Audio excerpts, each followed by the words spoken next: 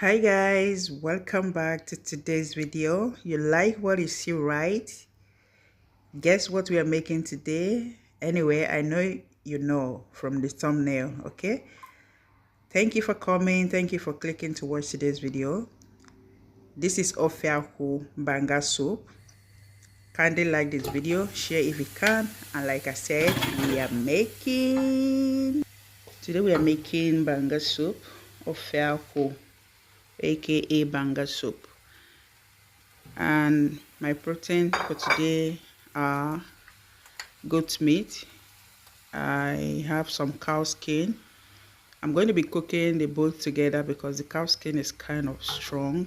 Okay, and my seasoning I'm going to be keeping very simple: salt, some beef seasoning, and these are combinations of onions and very hot pepper. So I'm going to be adding just some to boil the meat, and I will be leaving some for later use. Okay, I would add that, and then I'll mix it up, and of course I'm going to cover it to cook for 10-12 minutes without adding any liquid. And that's because I want the goat meat to release its own juice first before adding any liquid to it. So I'll cover it and I'll be back after 10-12 minutes. This is me after 12 minutes. I'll give it a very good mix, and then I'll add some water because I'm going to be boiling it for extra 10 minutes again before I will add the remaining ingredients. Okay, this is the amount of water I'll be needing. I'll cover it, and while that is there cooking, I'll go and sort out my palm nut. I'm using the canned one. This is what is available to me. Okay, and I'm using the big one and the small one. I'm making a very large quantity of Ofe Akwu that is going to be lasting not for at least 1 month. Yeah, I like to cook and store in the freezer. That is made for you. So I added a little bit of hot water to melt it. As you can see, it was looking so thick. So for me to melt that, I needed some hot water. Back to the protein. The goat meat has boiled to my perfection. Okay, and it's not done yet. I think this is about 80%. Okay, and so I'm here to add a palm nut. I'm going to be using sifter because of the sand. Okay, I'm using the big one first. Then when I get to the bottom, I will go to the smaller sifter. That's because I'm trying to avoid the sand that settles at the bottom. Okay, yeah, this is what I do all the time. I don't trust, just using the bowl and adding it directly to the pot like that. I like to use sifter to make sure that I don't add sand into my pot.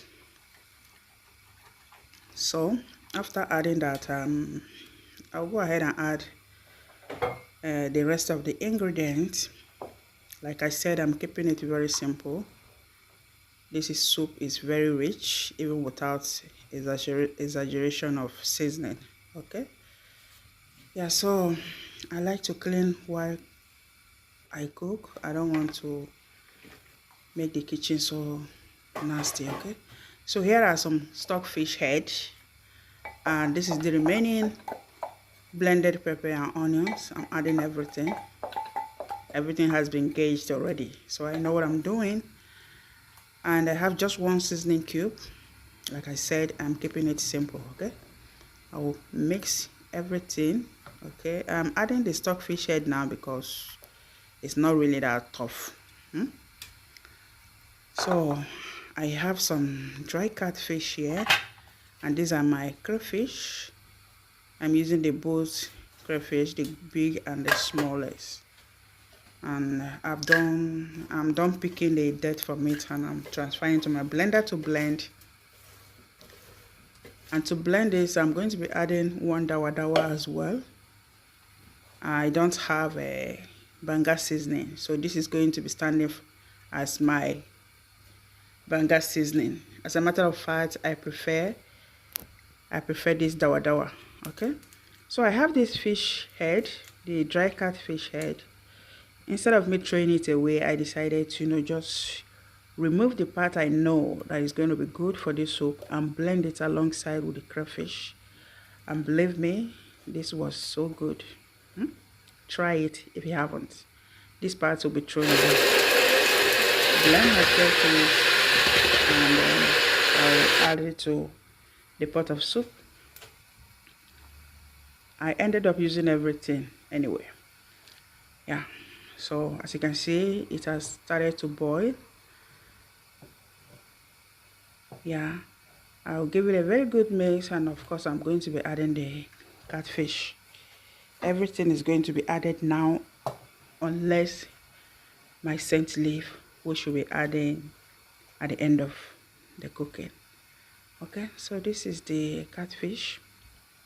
I'm using two different types of fish here anyway. I have catfish and I have banga fish.